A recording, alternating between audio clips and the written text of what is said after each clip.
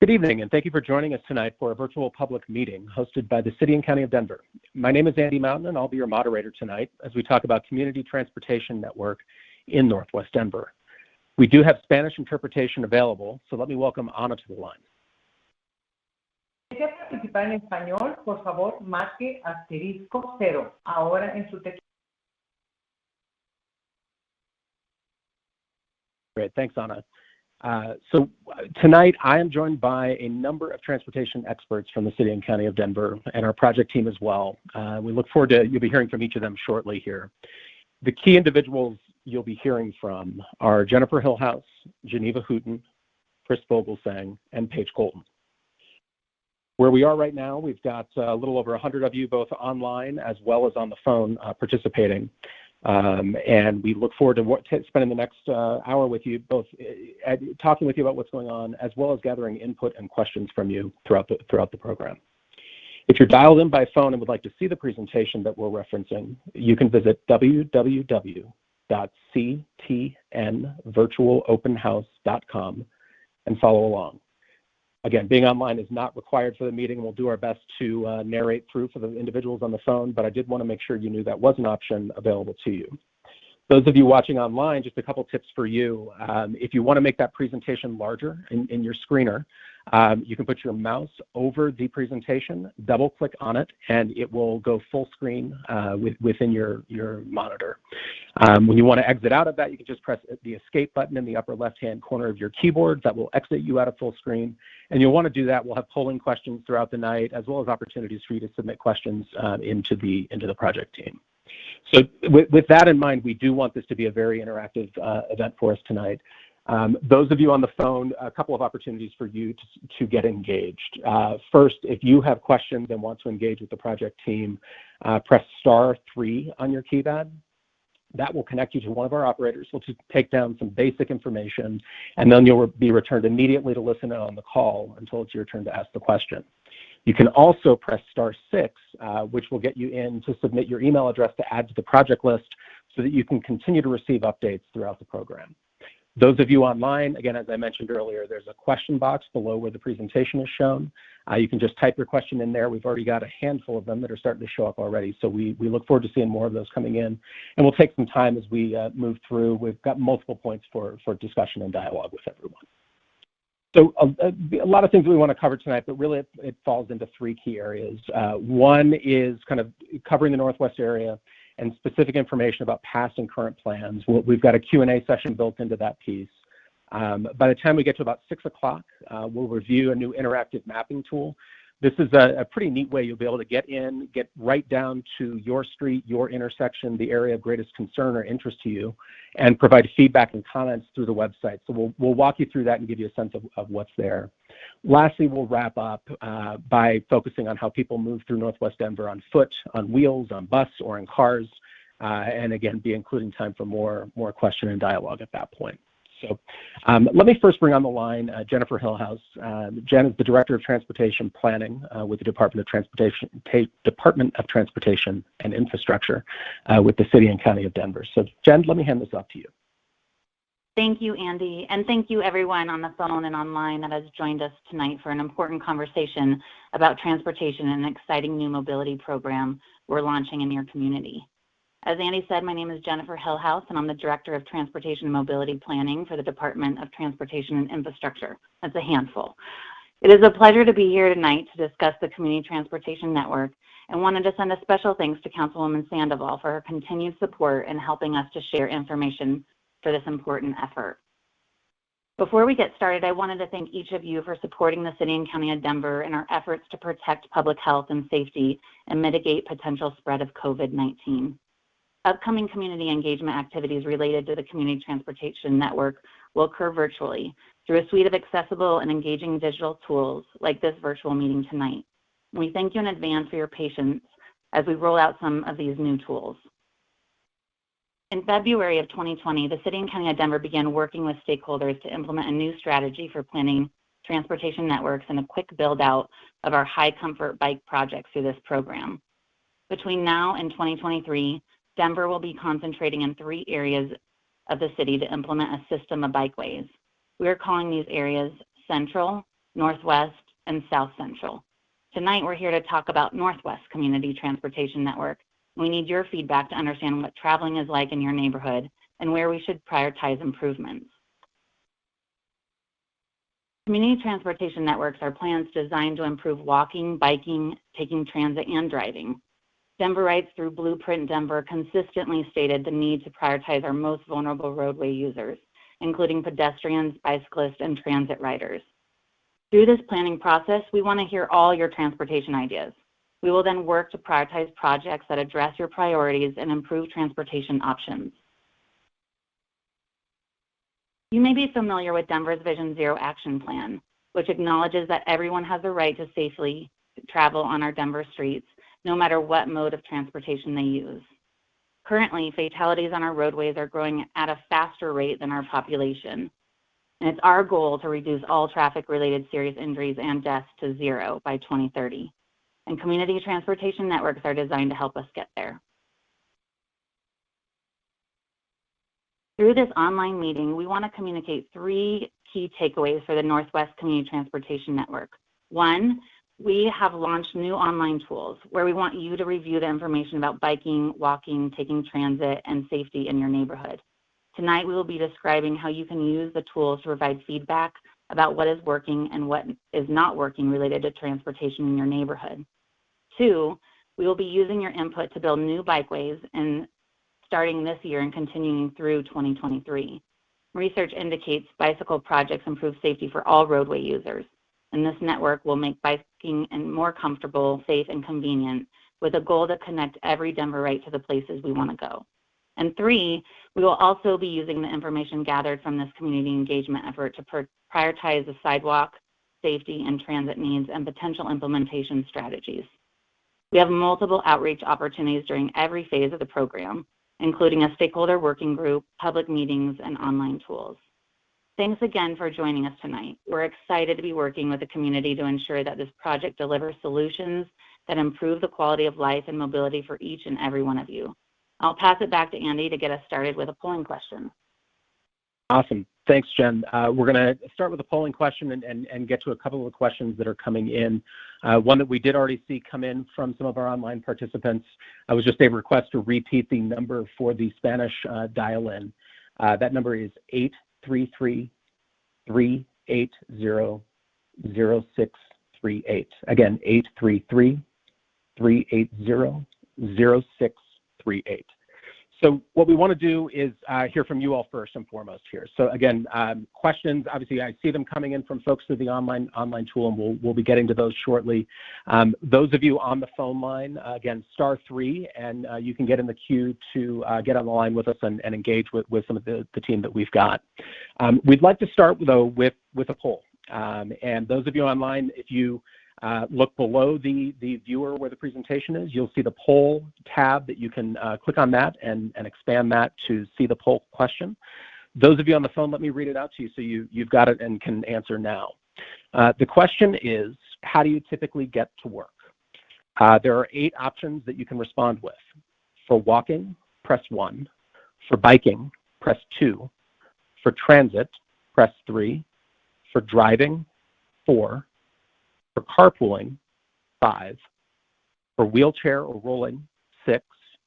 For Uber or Lyft, 7.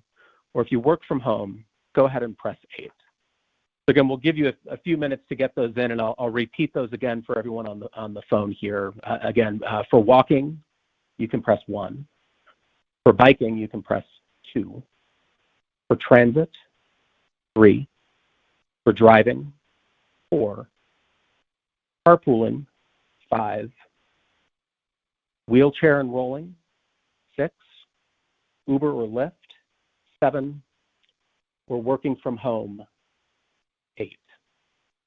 So again, those of you online, if you double-clicked on the presentation to get the presentation in full screen view, you'll want to exit out of that full screen view to see the polling option on the bottom of your screen. Again, there's a gray bar that says poll. You can expand that, view the question and options, and begin to select your response there. Seeing things polling in, it's interesting. We did one of these calls last night with the South Central area, And we saw sort of pretty overwhelming and predominant around sort of one individual mode. What we're seeing right now, I can tell you, is a pretty significant balance between a couple of the modes. I don't want to taint your results as they're coming in, but we'll go through those in just a second. But what's sort of surprising that we're seeing right now is pretty equal balance between sort of three different modes of getting to and from work. And I think one other piece, those of you still thinking about your answer here, obviously don't think about today or the last 4 weeks when we've all been working from home, but sort of in a more traditional environment, if you're not working from home, please select that typical mode that you would use.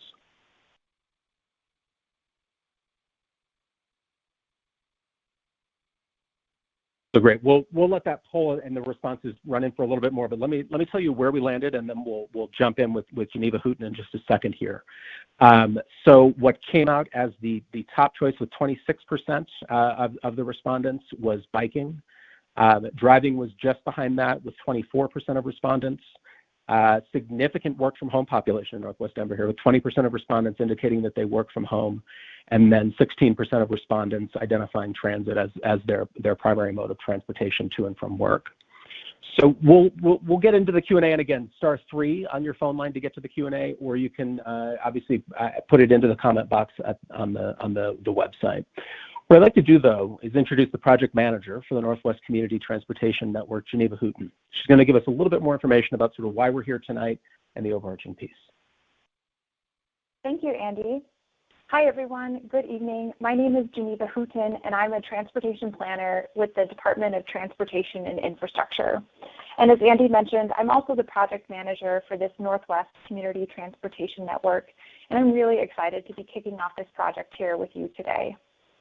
So first, let's talk about where we are in the city. This network covers 8 distinct neighborhoods in Northwest Denver. It's bordered by 52nd Avenue to the north, 19th Avenue to the south, Sheridan to the west, and then clear through Inca Street to the east. Through this, we have a university, dozens of schools, commercial corridors, parks, and so much more. And I also personally love this part of Denver. I think it's a beautiful place. I love the views from Stones Lake of seeing the mountains in downtown. I like going to the bars and restaurants in Lohi and the Highlands and visiting friends. I feel very fortunate that we get an opportunity to work with you in this particular neighborhood and in this part of the city to improve transportation. So why are we here? We're here to make Northwest Denver even better. We're building upon the feedback you gave through the 2040 Comprehensive Plan, through Blueprint Denver, and through the Denver Moves planning efforts. These plans collectively set a vision for Denver that's connected by safe, high-quality, multimodal transportation options. And in other non-planner speak words, that means that we're making Denver easier to walk, bike, take transit, and get to the places where we all want to go. And through this project, we're going to help make that vision a reality. So the Northwest Community Transportation Network program is going to lead to new transportation projects that build a more connected Denver. And first, we're going to make it safer to get around. The lives of your friends and family and neighbors will be saved as we work to eliminate all traffic-related serious injuries and deaths as part of the city's Vision Zero effort. We're going to help people move through the streets by providing convenient options for getting around. And then we're also going to deliver high-comfort bikeways that you and your families will feel comfortable using. This network includes 27 miles of bikeways that are part of the city's goal to build 125 miles by 2023. And finally, we're going to help manage traffic because we know that Denver continues to grow and that we need to be able to move more people through our streets. But before we continue going into more about how people are getting around in Northwest Denver, let's hear a little bit more from you. Andy, I'm going to hand it back to you.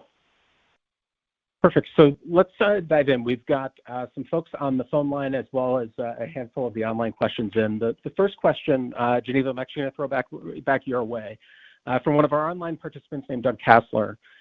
Doug's question is, can we have more streets dedicated to bikes and pedestrians? Yes, that's a great question. And this project is aiming to do just that. So we have 27 miles of bikeways identified from previous planning efforts in Northwest Denver. And what we're trying to do is to confirm all of those recommendations.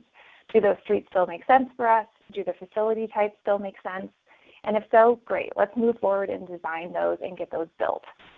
And one great thing about the network in Northwest is that we're focused on neighborhood bikeways. And these are low-stress, low-volume streets that prioritize the movement for people walking and biking. 35th Avenue is an example of a neighborhood bikeway. It's one of the first in the city, and we are envisioning a network of more streets like that to help you get around by foot, by bike, wherever you want to go. Great question. Yeah, great. Thank you. Catherine, on the phone line here, I'm going to come your way now. I've got you live with the team here. Catherine, what's your question? I don't know if are you talking to me? Because I'm the one that gave the answer. Yes, I sure am talking to you, Catherine. Thank you for joining us. Okay, well, I will tell you I was on the major investment study for the 13W, and I'm not giving my full name because I do a lot of city things still, and I don't want to cause no hard feelings, and working with the city, the mayor or whoever. But what I have to say, when you're on a study, you don't see things like people do that live through it and knows what happens. And when I went to a meeting at Newland, which was for the development of the Northwest Denver area, one of the things that were brought up, too far between pickups. We're helping the person that wants to get there now, not later, but now type of thing. So people have to get up a little bit earlier to get to the stop, and get to work. But the thing is, because of not having a stop shorter distance in an area where there's trees, there's shrubbery, it's up and down, which is very uncomfortable for anybody walking alone. And if they had another stop, that a person, instead of 6 blocks, from one stop to the next, and people have been hurt, something bad. So I don't know if it's too late to put in a stop and everything. I can tell you, living here, I've been here for years. I'm elderly. But anyway, if we would have done it at the time, it would have been cheaper. But I don't know if it'd be worthwhile to check it out with your engineers to see if is a way that it could be worked to where people could catch it in between the stops. And where they... Yeah, Catherine, great. Thank you very much for that question here. Jen, why don't I come your way with that one? So, really, I think what Catherine's looking at is how do we ensure proper transit stop spacing that balances both sort of the speed and travel time that you're looking for, but also accessibility, and particularly with a focus on senior populations and others that have a hard time getting around. Yes, it's a great question, and thank you, Catherine. And this is the exact information and input that we're looking for through this process. And so really starting to understand what are those challenges, what are some of those potential solutions that we can put in place. So the city works very closely with RTD to understand how we provide good, effective service. And to Andy's point, we have a lot to balance, right? We've got to make sure that we're not stopping so often that the service becomes unreliable or not frequent enough. Also looking at other options that are not just our standard buses, but how can we start to think through some circulators or other ways that we can move people about their community in a safe way. So as we get to that online survey and a transit question comes up, please, again, and we'll document this question in our process. But that is a great input and exactly what we're looking for through this process. So thank you again, Catherine. Terrific. Thanks again for that, Jen. And let's take one more, and then we'll kind of keep ourselves moving here. This is another question from our online crew. Emily Kelly Fisher chimed in. And Chris Vogelsang, I think I'm going to come your way with this one. Can you talk a bit about whether you've considered moving parked cars back to improve daylighting at two-way intersections? As a pedestrian, it can often be hard to see around the large cars parked so closely to the intersections to know whether that it's safe to cross or not. Chris? Yeah, sure. Hey, thanks for pitching it my way, Andy. Emily, thanks for the question. I'm excited that you're joining us, and it's a great question. So the thing about the improvements we're talking about, the corridor improvements, they don't work unless the intersections work, right? And it's critical that the intersections along those corridors be safe for bikes, peds, wheelchair users, autos, everybody. So that's a really big focus of actually our concept design and identification process. And that process really goes through a few steps of confirming corridors and projects with you guys, with the people on this call and with the public, looking at the intersections and other details as we learn more, and then develop plans to improve those intersections. Parking blind spots are a thing we've been talking about actually a lot over the last month, and vegetation, site issues, and those things. I know there's two things that are happening that really help. One is that the Denver's Vision Zero program is looking at intersections and looking at pulling parking back at them to increase visibility. The second is, I'm going to talk about it in a little while, but our online map tool, it would really help if everybody on this call that knows where those issues exist will go to the map tool and identify those for us because we don't live there every day, and we really want to crowdsource your knowledge and get to know the area better. Thanks, Andy. Awesome. Terrific. And just to sort of level set for everybody right now, we're approaching nearly 300 folks that have engaged with us so far tonight. A good mix, about 2/3 online, about 1/3 on the phone. So we appreciate all of you for joining us and keeping things moving. What I want to do is kind of keep Chris talking a little bit here and have him walk through a bit on some of the online tool that we've got and some of the modal options that we've been working through. So again, Chris Vogelsang is he's the consultant project manager for the Northwest area here. And Chris, let me flip it to you. Hey, thanks, Andy. And again, hello to everybody. My name is Chris Vogelsang. I'm on the consultant team for the Northwest Community Transportation Network. And you know, what we've been talking about is Denver is going to be rapidly building out bikeways citywide to achieve the goal of installing 125 miles of bike facilities by 2023. And a lot of these projects are in Northwest Denver. We really need your help in Northwest Denver. We want your feedback on the proposed network to confirm what projects we want to move forward into design and construction. That input is crucial, like I said when I answered the question, to identify neighborhood opportunities and challenges and to guide the planning, design, and implementation to reach Denver's goals. The other thing is that I know we're talking about bike network up front here, but we really are interested in all modes. And so since you get on this tool, you'll see that there's an opportunity to give us feedback about lots of other ways we move through our streets.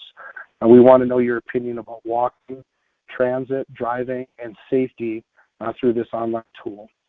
And so through this tool, you can now submit your feedback and ideas on how to improve transportation infrastructure in your neighborhood. One of the key items that I really want to highlight before we go too much further is we need your feedback by April 30th. So it seems short from now, but it's really important for us to get as much input as quickly as possible so we can get your input and stay on track to meet Denver's goals by 2023. So with that, I want to move into showing you a little bit about the map. When I know people on the phone, I'm not going to be talking in detail about all the ins and outs, but I want to get a sense of what you can do. So for folks on the website, you see we have a landing page that is able to be accessed from several different ways. I'll talk about those a little more at the end of this demo. But basically at the CTN Virtual Open House website that you would have come to, near the bottom of that, there are some links to this tool and various other ways. So on this page, I want you also to be aware that we are able and excited to be able to take input in both English and Spanish. The whole tool is available in Spanish language. There's a real easy button, click Español, and everything will be presented in Spanish, and that's great. So at in the bottom of this page, there is the three areas that we're working on right now. So the Northwest Transportation Network is where we are. You go right to that Northwest Transportation Network, and up comes a very integrated and interactive map tool for us to go through and kind of give our comments, right? So a couple things I want to highlight here to people looking in on the phone is that it's real easy to pick the areas that we're talking about. They're highlighted with a lighter shade. So our Northwest area is highlighted, and it's the area that's highlighted west of I-25. There is the ability through this tool to add comments at specific locations and by category. So we have a lot of categories that are available in this tool, and they're easy to pick. You just click on it, and you can add a comment at a specific location. There are categories like, where is speeding an issue? Where is crossing streets difficult as a bicyclist or pedestrian? Where are sidewalk improvements needed? Where is transit access need to be improved, and others. So that's great, and that helps us understand better how the comments are coming in and what's important. The other thing that's really cool about this tool is you can click a button that says Show Comments. What this does is shows all the comments that have been received to date. Very powerful. So you can see what all your neighbors and all the people that are interested in this project have said about specific areas. That is really powerful, and you can even go through and add sub-comments to those. So I'll talk about that in a sec. I wanted to give you a quick overview of what we've heard so far, and then kind of get into a few other details. So although we are having our first public meeting today, the neighbors and people that are interested in this area have been providing great feedback over the past week already. And the whole program has received already nearly 1,300 comments and suggestions, and over 300 of those are in the Northwest area. So there's a lot of interest in sharing that information. To give you a quick overview, the biggest categories so far are a walking or barrier issue. 26% of the suggestions and comments were about that. Bike crossing and visibility issues, difficulties, 25%. Speeding, identified speeding problem, 21%, and sidewalk improvements needed, 11%. So that gives you a sense of how things are coming together. So the other thing you could do with this tool, if you click on a comment that's been made already, you have the ability to like or dislike that comment, which is sort of like voting about whether you think it's a good comment or doesn't apply.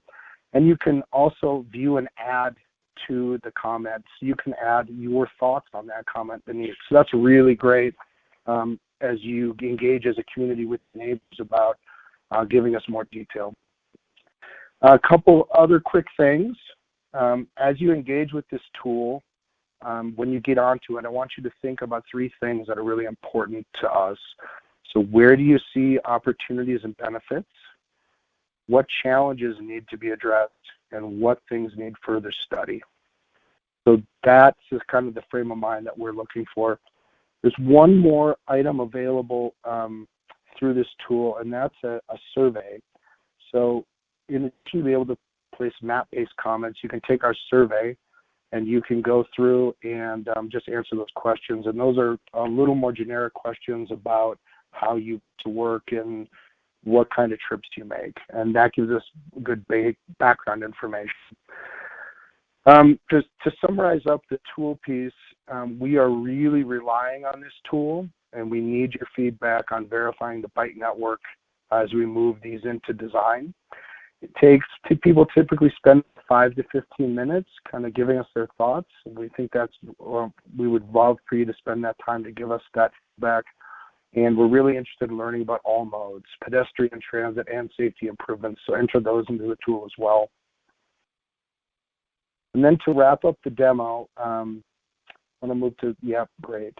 I want to make sure, reiterate again, April 30th, we want to get your feedback by. We're going to make all the results available on the project website, along with the materials from today's meeting.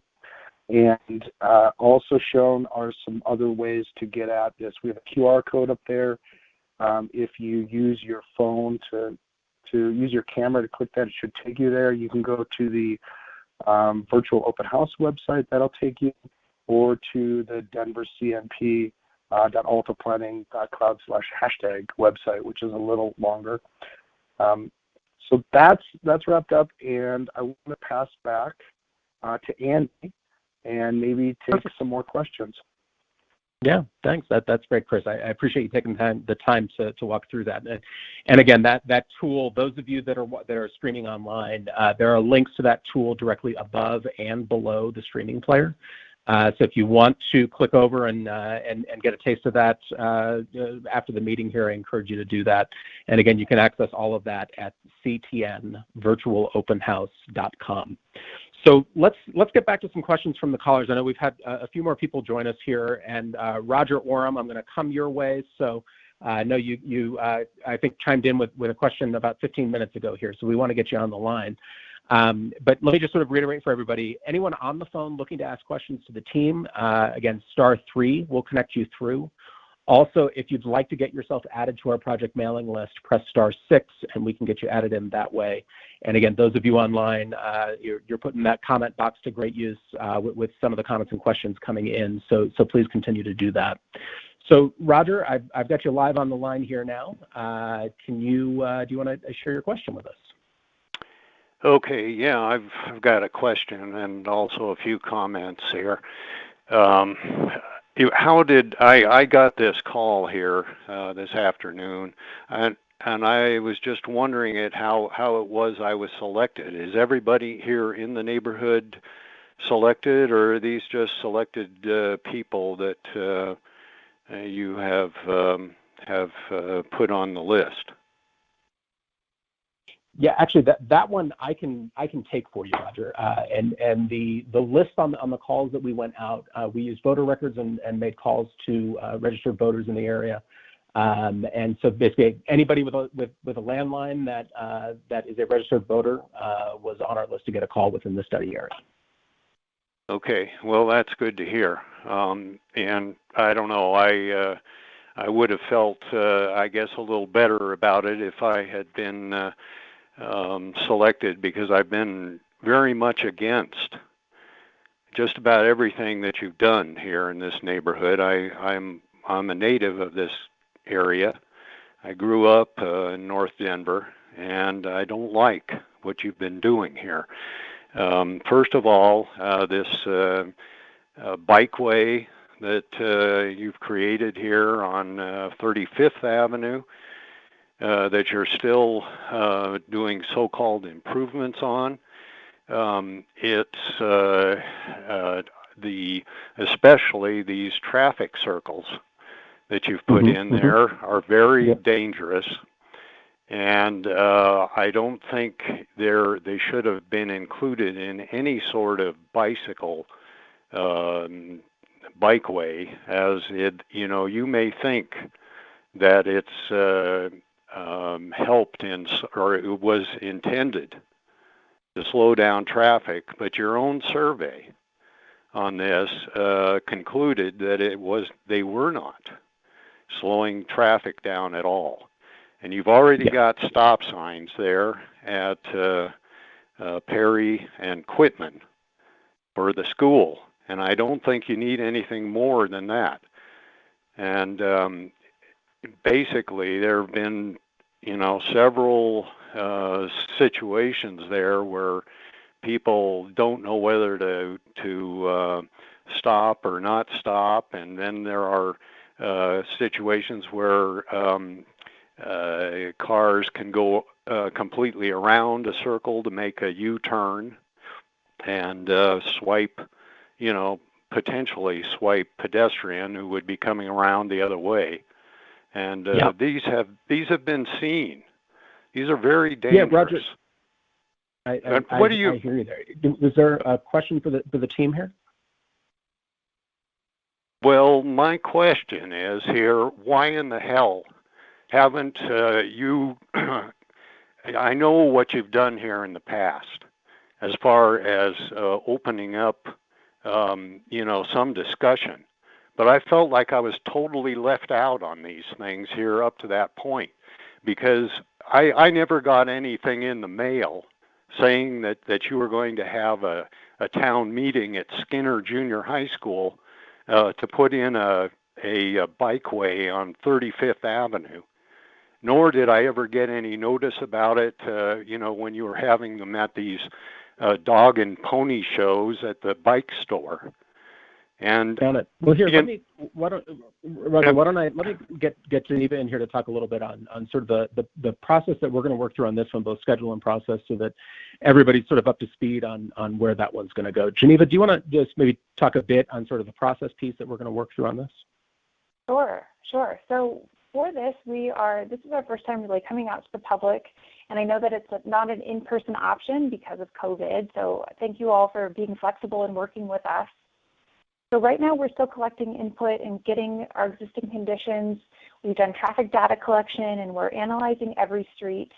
Definitely going to be using the input from the online tool that you all are going to go and spend your weekend adding great input to.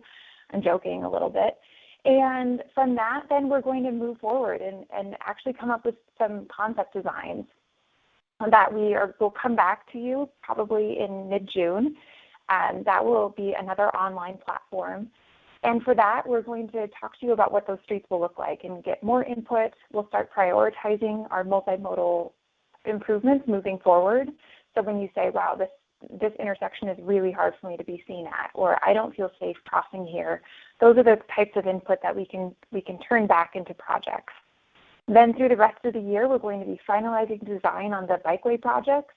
And then those will start going in as soon as this summer for some of the repaving projects and into next year and the year after for some of our larger scale projects. And for the other kinds of bike, pedestrian, other improvements, those will also be happening over the next several years. Thanks, Andy. Thanks, Geneva.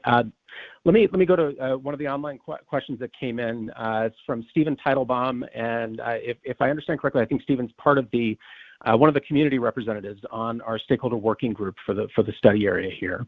And Stephen, Chris, Stephen's question is kind of coming towards you here. Wondering if you can talk a bit more about the manner in which we're going to tackle projects surrounding bikeways all at once, sort of with the idea of bikeways, traffic signals, sidewalks, so it's sort of minimizing disruption by doing sort of all at once. Can you talk a little bit more about that, Chris? Yeah, this is Chris. So, hi, Stephen. It's great to get that question from you. I think Geneva was alluding to kind of the overall process, right, of sort of plan, design, build that we're engaged in. If I understand the question you're asking me is more about, how are we going to implement things over time, and is there a sort of a phasing item that happens with that? And the approach we're taking right now, of course, we're at the corridor verification process, so we're still in the process of figuring out, are these the right places for the projects? What do the intersections look like? And do they need treatments? And then we go through and do our concept design to figure out what ideas might work along those corridors to make them safe, to maybe improve the conditions. And then there would be a final design and construction piece. And the construction piece, we're kind of thinking of this as a phased implementation of the facilities, right? So we're going to come out and we're going to do a quarters at a time and kind of try put in the design elements, and then we'll monitor, see how they work, and see if we're getting the results we need over time. So it's kind of going to be and especially in the neighborhood bikeway, sort of an iterative process of doing our best planning and engineering, coming up with a plan, implementing that plan, monitoring the conditions, and then adapting as we move forward. Can I answer that, Andy? Yeah, that was great, Chris. Thank you very much. And let's maybe take one more of the online questions here. This one, I think Geneva's coming your way from John Earhart. John's question is as follows. When are bike lanes that are dangerous for cyclists due to the danger of doors opening going to be changed to being protected by parked cars? So Geneva, maybe it might help to maybe sort of explain that layout a little bit to folks on the options there and what we may be looking at in that relation. Sure. I think I'm understanding the question to be, how do we make bike lanes where people biking aren't going to get doored? And the answer to that is we're going to do our best. And for most of the network in Northwest, we are actually looking at adding neighborhood bikeways instead of bike lanes. We do have several bike lanes planned, like along 46, a protected bike lane planned along Lowell, another bike lane planned for West 50th Avenue. And the majority of the rest of the bike network will be those low stress, low volume streets where if you're driving a car, it may be a little bit inconvenient for you. You may think, wow, there are 5 bicyclists on the street next to me. I'm just going to choose to go to the street adjacent. And so that street is really prioritized for people who are walking, biking, they're with their kids, they're going to school. So we, on those streets, actually encourage the person biking to take the lane and to be far away from parked cars so that there isn't that issue of dooring. And that's one of the reasons why a neighborhood bikeway is a preferred option. And we would consider that to be a high comfort option because of that opportunity to be taking the lane, to feel safe, and to feel comfortable on the street. Thanks for your question. Great, thanks. And let's take one more from our online crew here. This is a question coming in from Danny Katz. The question is, Chris, I think it's probably coming your way. Can you describe what a high comfort bikeway is and how does that actually make biking safer, particularly as it relates to families? Yeah, Andy, thanks. So I might let Geneva jump in too, so I'll take a stab. So what I think a high comfort bikeway is, the way we're thinking about them are in a high level way, a place where you and your family would feel comfortable riding a bicycle, not be stressed out about cars speeding by you closely, a lot of cars on the street, and that you have space and freedom to, get where you need to go.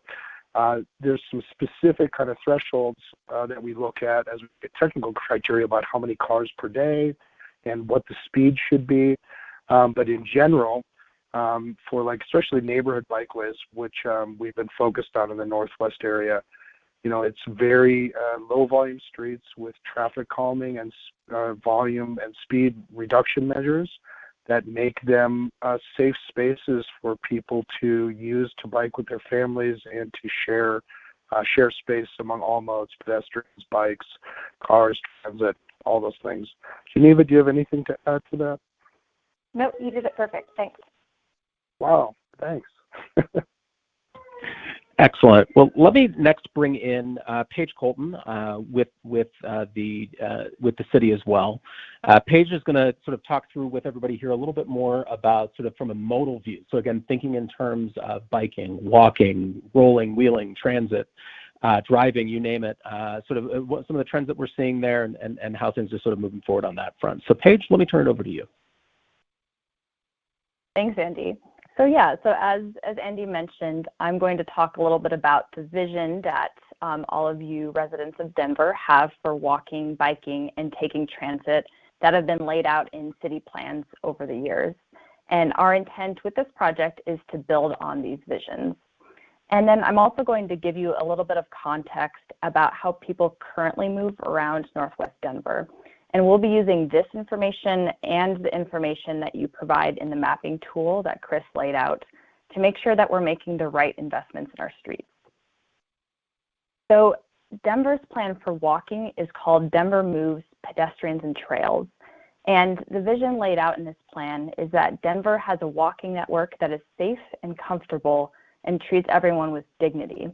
And I think this dignity element is really critical. So we believe that everyone, regardless of their abilities, deserves access to high-quality pedestrian infrastructure. And the city's goal is to increase the percentage of people who walk and bike to work in Denver from the 6% that it is now to 15% by 2030. And digging a little bit into how people walk around the Northwest area of Denver now, we see that per capita, fewer people actually walk to work in this area than in the rest of Denver. It's about 3.9% versus 4.5%. And there are obviously a number of reasons why this may be, but it may be in part because 23% of the sidewalks in the Northwest are what we call deficient. And that really just means that they are narrower than we deem comfortable. And narrow sidewalks are difficult for people with strollers, people walking side by side, and people with wheelchairs to use. And sometimes it also means that people are walking close to fast-moving traffic because that sidewalk is narrower. And then in addition, 80% 8% of Northwest Denver streets are missing sidewalks entirely. Okay, so moving on to transit. Denver Moves Transit is Denver's first citywide transit plan. And in the plan, Denver residents articulate a vision to make transit more reliable, more frequent, and more convenient. And the plan actually recommends investments in specific key corridors throughout Denver to create that high quality and reliable transit network that's also frequent. So buses and rail come frequently. And the city's goal is to increase the percentage of people who take transit to work in Denver from 6 to 15% by 2030. And then for Northwest Denver, we again see that fewer people ride transit to work than in the rest of Denver. About 4.6% of people in the Northwest area take transit to work, compared to 6.5% in Denver as a whole. And again, this may be in part due to the fact that this area of Denver is not quite as transit rich as compared to some other parts of Denver. So in the Northwest, just for some numbers, there are 245 bus stops, 75 miles of bus routes, 3 high volume bus routes, but there are actually no transit hubs or rail stations, as you residents probably know. And then I want to talk a little bit about bicycling. So Denver's goal is to build a connected citywide bicycle network that is safe, comfortable, and convenient for people of all ages and abilities to use. And the city's Denver Moves bicycle plan lays out exactly where this network could go. And while Denver residents like you all originally helped develop this network map, we really want to make sure it's right for you all right now. And that's why we're asking for your feedback in the mapping tool. We really need your help to confirm where each bikeway goes. And just to reiterate, I think I mentioned it before on the walking slide, but the city's goal is that 15% of people walk and bike to work by 2030. And then actually slightly more people per capita bike to work from Northwest Denver than in the rest of Denver. And the area has currently 18 miles of existing bikeways and 85 miles of planned bikeways. Both numbers are very exciting, lots of mileage existing and planned. And then after building out the bikeways planned in this project, half of Northwest, that bikeway network will be complete.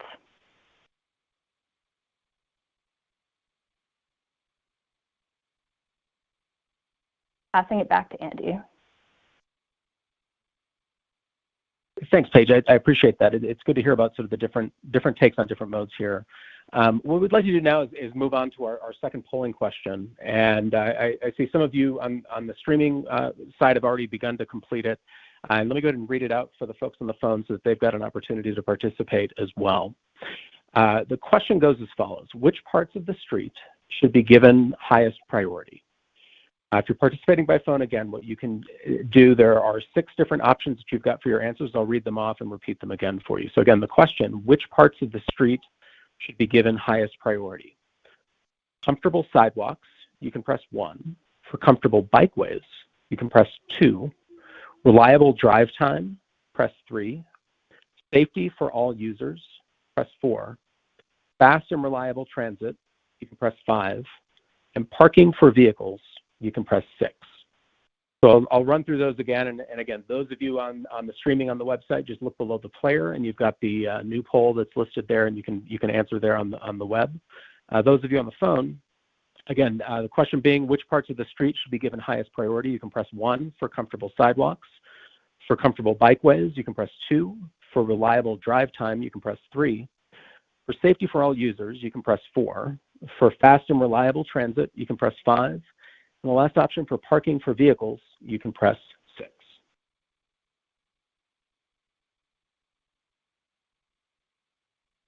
As those votes are beginning to come in here, I can tell you we're seeing sort of a similar level of feedback to what we did see from your friends and neighbors in South Central Denver last night. We've got coming in right now the top answer, which again is consistent with last night. 53% of you identifying safety for all users as sort of the highest priority when we begin to think about sort of parts of the street and how that should be shaken out. When you begin to go down from there, we've got about 21% of you identifying comfortable bikeways and comfortable sidewalks at 20% as well. So the sort of safety piece, far and away, sort of the lead answer that we're seeing from everybody. So thank you again for that. Let's go back and open up with a few more questions here. We've got a question from Alan Cowgill that's come in. Alan's question here is kind of half statement, half question. Thank you for making it safer for my family to bike to preschool and work. Can we have more traffic calming and diverters on neighborhood bikeways? That would make it more comfortable for all of us. Geneva, can you talk a bit, obviously, I mean, there are sort of, that's sort of the benefit side. Can you talk a little bit also about the balance that needs to be considered whenever things like traffic calming or diverters are being looked at to ensure that you're sort of balancing out the overall mobility? Sure. And Alan, so first to answer your question, yes, as we're looking at neighborhood bikeways, those streets that we're considering are Perry, 41st Avenue, Clay Street, portions of 46th Avenue, building upon 35th Avenue, which is already existing, and then we're also looking at North Irving Street. So as we're planning each of those corridors, we are looking at options for diverting traffic when the existing car volumes are just too high, and we're looking at things like making sure that we can slow down the cars that are driving there today. And what Andy was talking about are those trade-offs. So every time we add a traffic calming element, and that might be like a speed hump or a curb extension or other things that you will see that very naturally just slow down how people use the street. Each of those provides a safety benefit, but the trade-off is often that we would need to take a few parking spots. Now, the overall benefit of a neighborhood bikeway is that we're not removing parking along an entire corridor. It's only at a certain number of spots to make that happen. And with a diverter, like the diverter that you see at 35th and Irving, that does change people's travel behavior. So if you were used to driving east-west down across 35th and Irving, suddenly you can't do that. So we understand that there are trade-offs, that it will certainly impact how people are getting around with the intention that we're also making it easier for people who are walking and biking because the cars won't be going quite as fast. So thanks for your question, and we expect for Northwest to have quite a few neighborhood bikeways moving forward. Excellent. Thanks, Geneva. Let me go to another question from Mike Buelter. This is a question that says, with the bike paths, et cetera, is there a way that this planning effort can stress the importance of bikers obeying stop signs, following traffic laws? And it goes on to sort of express some concern about having to kind of stop midway through the street as bikers are blowing through stop signs, those sorts of pieces. So maybe, I think, Geneva, this is probably another one coming back your way. Can you talk a little bit about what this plan may be able to do as it relates to sort of the actions of cyclists as they're working their way through the city? Definitely. So the question is asking, how do we make sure that everyone who's using the roadway is using it in a really safe way and is following the rules? And our goal is to make it so that people are wanting to follow the rules because the street is designed for them. And I don't think anyone who rides bikes is a bad person who directly wants to disobey the law. It's more that it might just, it can be easier to roll through a stop sign, say.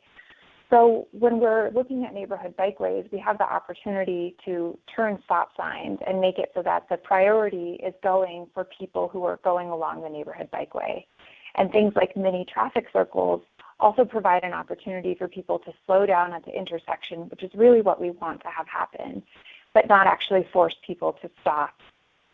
So those options provide more consistency and reliability for people who are using the street without necessarily vilifying one road user or the other.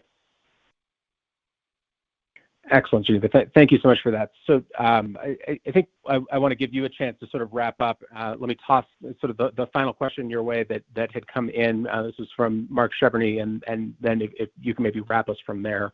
One of the requests was that you do make sure that you share your, kind of repeat your name, contact information, those sorts of things, so that folks are able to get in touch with you. And arguably, it's also worth reiterating where everybody can go for more information. So, Geneva, let me sort of give you the floor for the last 2 minutes here. Okay, thank you, Andy. And before we wrap up, I just genuinely want to thank everyone for joining us this evening. It's great to see the questions coming through, and we didn't have time to get to all of them. So what we're going to do is make sure that all the questions that we weren't able to answer get wrapped up into an FAQ document and posted back to you so your questions are heard and validated. Here we are with a roadmap, and it's showing us that we're still here at the beginning of the process. We're going to move into more network confirmation and taking that input from the survey.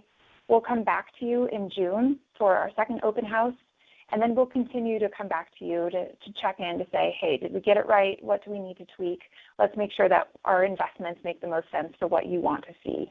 So that will happen through the summer and into the fall and into 2021. So please make sure that you are providing feedback through our online map tool by April 30th. And if we'll go to the next slide, we can also provide our contact information. So again, my name is Geneva Hooten, and you can reach me at denvermoves@denvergov.org. And if you want to put Northwest Community Network in the subject email line, we'll make sure that we get back to you. If you want to stay up to date on all of our latest announcements about the project, you can go to our project website, which is ctnvirtualopenhouse.com or bit.ly/Denver Moves Networks.